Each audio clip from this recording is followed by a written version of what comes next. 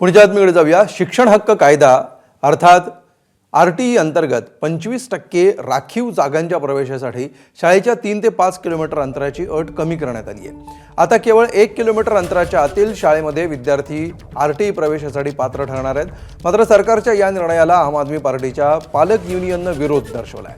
हा निर्णय बेकायदेशीर असल्याचं आपच्या पालक युनियनचं म्हणणं आहे। 1 किलोमीटरची अट ठेवून सरकार पैसे उकळण्याचा प्रयत्न करतंय असा आरोप पालक युनियनने केलाय।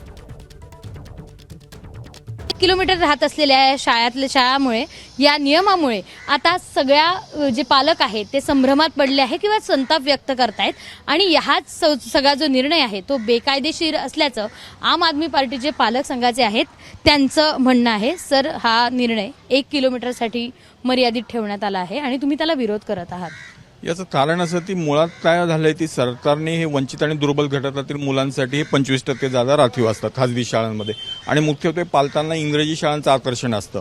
आता 1 किलोमीटरच्या अटीमुळे अडचण काय झालेली आहे ती ग्रामीण भागामध्ये 1 किलोमीटरच्या अंतरात शाळाच नाहीत। ज्या सरकारी शाळा आहेत त्यांच्यामध्ये प्रवेश मराठी तिथे इंग्रजी उपलब्ध नाही, त्यामुळे ग्रामीण भागामध्ये 1 किलोमीटरच्या अंतरात शाळा फारशा नाहीत। त्यामुळे सर्व पालक जे जवळजवळ आता महाराष्ट्रात एकट्या महाराष्ट्रात 3 लाख पालक वाट पाहत असतात या प्रवेश प्रक्रियेची आणि शेवटच्या क्षणी प्रवेश प्रक्रिया सुरू करायच्या दिवशी हा आदेश काढलाय आणि त्यामुळे हे पालक आता करणार काय, म्हणजे जे इंग्रजी शाळांची वाट पाहत थांबले त्यांना दुसरे पर्यायच आता दिसत नाहीत अर्ज भरताना, ही अडचण झाली।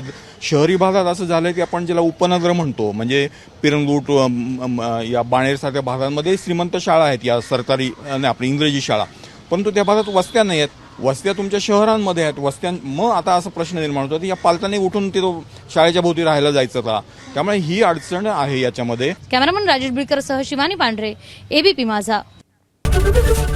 एबीपी माझा, उघडा डोळे बघा नीट।